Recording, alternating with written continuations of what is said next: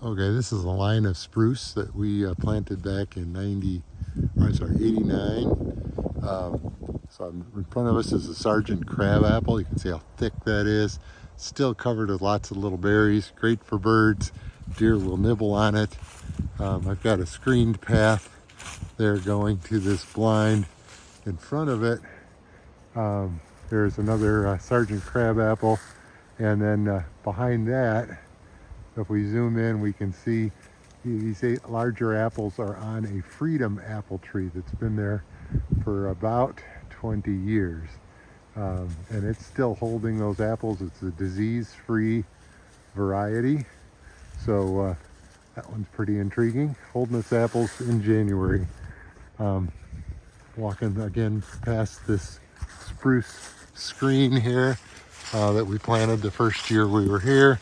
Goes up and down. It's got both sides of it have got Sergeant crabapples. Some have more crabapples on them than other.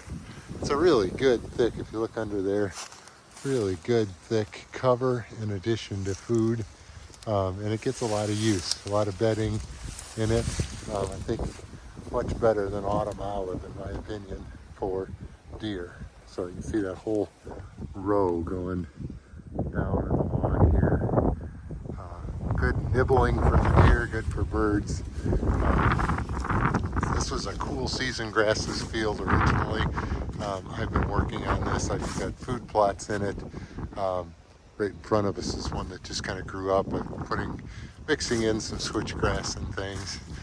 Got some apple trees here that are just coming in. This is one called a Golden Resista. It is just getting into production, and most of its apples have fallen down. You can see there the other side of that spruce row that shields me when I get into that oak tree blind. Down here, down low, is the Will's the seasonal pond that on dry years like this year gets turned into a nice little food plot screened by willows. I've got some trails leading into it and out of it that give me the opportunity to observe the deer. This is a block of pines that I put in the very first year. Pines with spruces have white and red pines, and then spruces along the edge. There's a hole in the center that's got some apple trees and food and switchgrass in it for them too, just to give more edge. And then this is my main orchard area with some of the older trees and also some new trees that you can see behind here. I've got, all in all, I think 23 or 24 varieties. I'm going to point out a couple. This one right here is an initial apple. It's an early apple. Good early September, late August, basically early September ripening. Very tasty apple. Lasts a long time in the refrigerator and good for the deer to get them started coming into the orchard. This is one called Wine Crisp.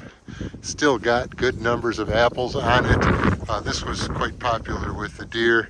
You can see underneath they have kept it cleaned up. Not many apples on the ground, or really no apples on the ground there, but it's still dropping January 2nd. This is a good story about making sure you know the rootstocks. This was a Menards tree I bought, Red Spy. We've gotten a couple of good years of pies out of it, but its root system wasn't very good, and it just fell over with a heavy crop of apples this year. So that's going to be a project. Next one here is a Honey Crisp. Still got a couple apples on it, but this thing has been a real disappointment. We don't spray, and the Japanese beetles and just about everything else eats the leaves. It's just kind of doesn't produce much. Not happy with this tree in our no spray orchard. Behind there you can see I've got some pears that are getting bigger. This is called Enterprise. This is a great tree. It's disease resistant to just about everything. Has a good, consistent, heavy crop of apples every single year. There are actually a few on the ground here the deer haven't gotten to yet, but they are also keeping this cleaned up pretty good. I love these trees that are continuing to feed the deer through the late season and into the next. The surprise, or the one that did the best this year, I think, for its size, is this Braeburn apple tree. It is still loaded. It's been dropping apples. It's not really considered to have a lot of disease resistances, but so far it's been thriving. There are a few apples on the ground that the deer haven't gotten to yet. It's going real good. Along here we've got a Kiefer pear. Those pears have all dropped.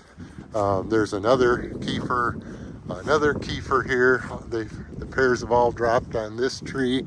They're quite popular earlier in the year. This is Moonglow. It goes a little bit earlier than the Kiefers. Also popular with the deer. You can see they've kind of pounded that down there. And then we get to a Fuji apple. This is not really a big disease resistant apple, but it is a late one, and you can see we've got a good crop and it's hanging on here January 2nd.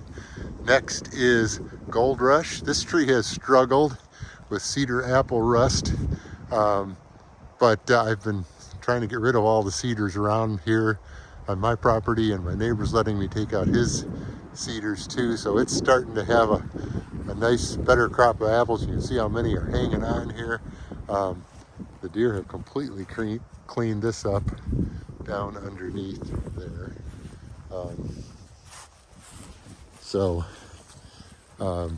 It's also just kind of a view of some of the spruce trees, and then you see underneath here it's quite open.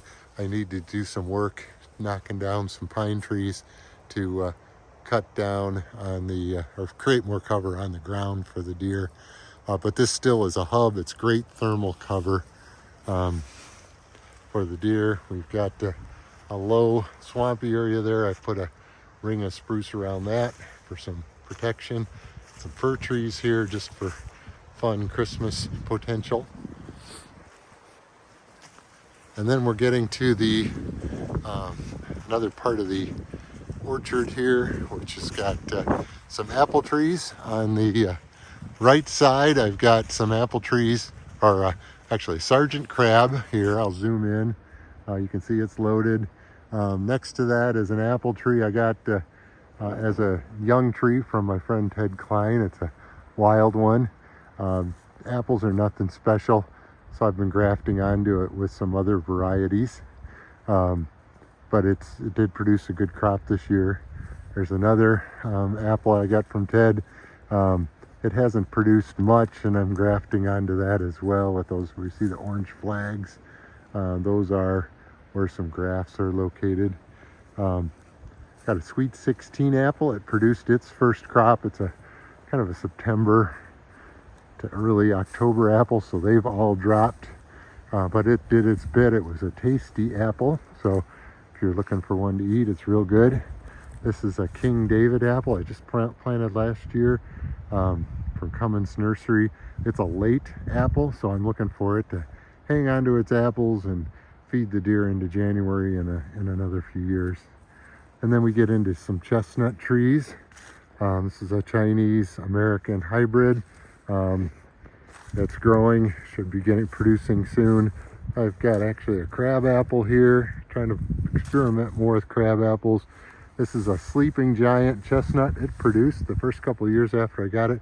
This past year, this one and another Sleeping Giant back here did not produce. I'm not sure why they didn't, but they produce big chestnuts, good, suitable for eating, but they're not an American chestnut. They're a Chinese, Japanese, and I don't know what else mixed in.